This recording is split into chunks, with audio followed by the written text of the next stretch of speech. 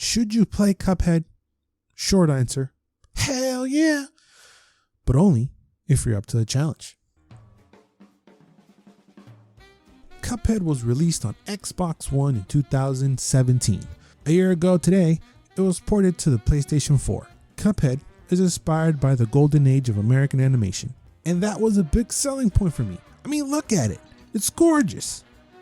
Every frame transports you to a TV set of the 30s with bright and detailed characters coupled with live big band jazz music.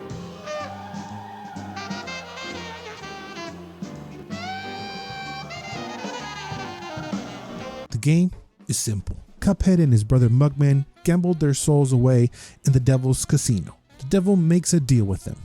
If the two can collect the soul contracts from his runaway debtors, he might spare them. The game can be played single player or co-op, the only difference being your partner can save you by performing a parry slap, and it feels like the bosses take more damage in co-op versus single player. Even when your partner dies, the bosses take less damage. I found it to be easier in single player, but more fun in co-op because you get to share the experience with someone and blame them for your failures. But either way, the game is a must.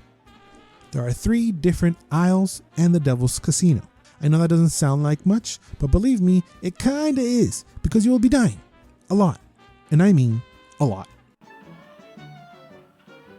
Damn!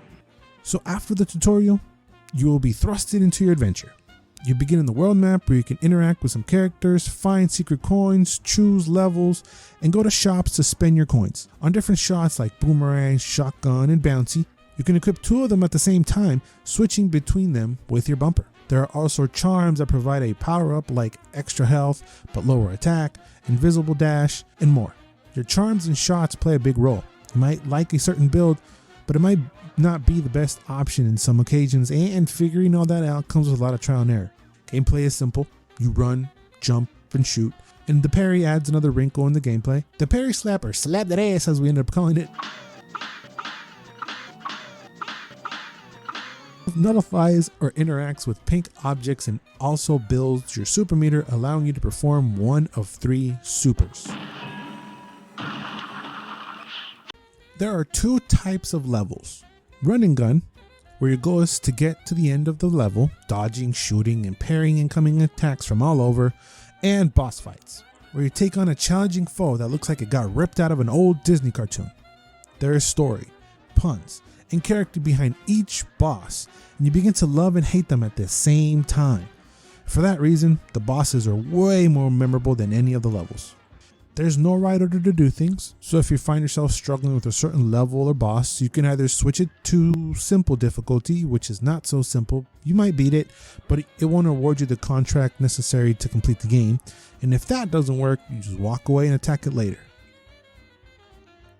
You get a handful of HP at the beginning of the stage, depending on your power-ups, and you go. There is no recovering HP during the level. There is no checkpoint. There is nothing to save you, forcing you to beat the level in one go. Both the level and the bosses get hectic and may look impossible to the untrained eye, but once you figure out the patterns and the timing, things suddenly don't feel impossible. Instead, it just feels out of grasp. The frustration you get is not because the game is impossible, but it's the opposite. It's easy, but you just don't have the pattern or the timing down enough to proceed. I had it! Here's a real high-class bout. It's on! Cuphead tries his best to make you want to rage quit, with impossible after impossible looking stages telling you to get good, and still has the gall and the nerve to tease you with a little stupid graphic on how far along the stage you are when you die. And just that little graphic implants the little voice in your head that says, I got this, it's easy, I just screwed up that one time. Fast forward to 10 hours later, and my personal Mugman and I had only completed a handful of stages, and we were spent. Suddenly, those 3 aisles seemed more like 30. And honestly, I really wish they were, because once you get the hang of it, plus the occasional getting into the zone when you hyper focus and dodge everything that comes at you like in Neo, you beat a stage, and after a huge celebration, you just can't wait to hop onto the next one.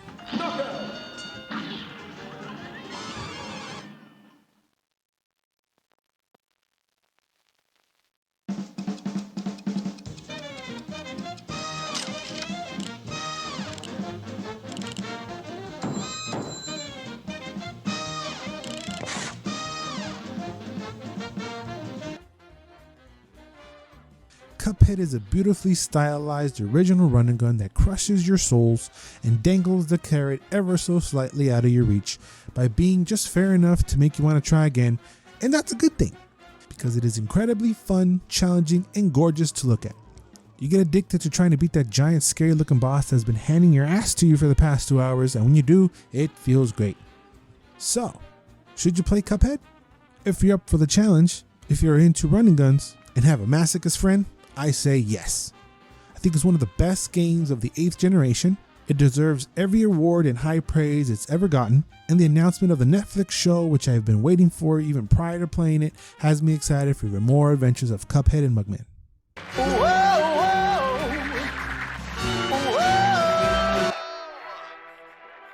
All right, let's jump right in.